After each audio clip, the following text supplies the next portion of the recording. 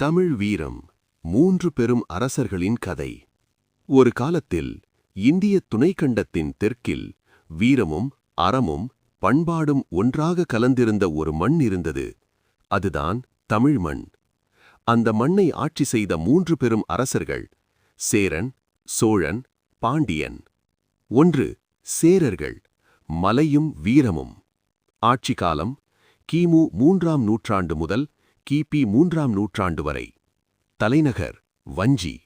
மேற்கு மலைத் தொடரின் மடியில் சேரர்கள் தங்கள் ஆட்சியை நிறுவினர். மலைகள் போல உறுதியான வீரர்கள் சேரர்கள். சேரன் செங்குட்டுவன் பெண்களுக்கு நீதி வழங்க கண்ணகிக்காக சிலை நிறுவிய மன்னன். அவன் ஆட்சி அறத்தின் அடையாளம். 2 சோழர்கள், கடலும் ஆட்சி. ஆட்சி காலம் கிமு 3ஆம் நூற்றாண்டு முதல் கிபி 1279 வரை. தலைநகர் உறையூர், தஞ்சாவூர். காவிரியின் கரையில் எழுந்தது சோழர்களின் பேரரசு. கரிகாலச் சோழன் நதிகளை அடக்கி கல்லணை கட்டி நாட்டை வளப்படுத்தினான்.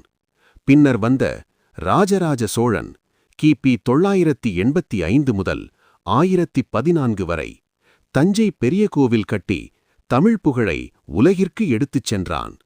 ராஜேந்திர சோழன் கடல் கடந்தும் ஆட்சி செய்து கங்கையை தொட்ட தமிழனானான்.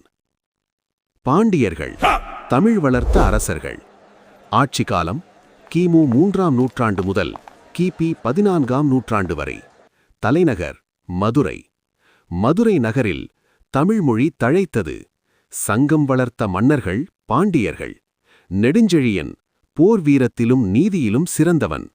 மீனாட்சி அம்மன் கோவில் பாண்டியர்களின் கலைச்செல்வாக்கின் சாட்சி. முடிவுரை: தமிழ் வீரத்தின் மரபு. இந்த மூன்று அரசர்களும் ஒரே நேரத்தில் அல்ல, ஆனால் ஒரே பெருமையில் தமிழ் நாகரிகத்தை உலகிற்கு காட்டினர்.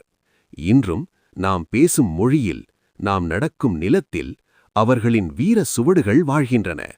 தமிழ் வீரம் காலத்தை வென்ற வரலாறு.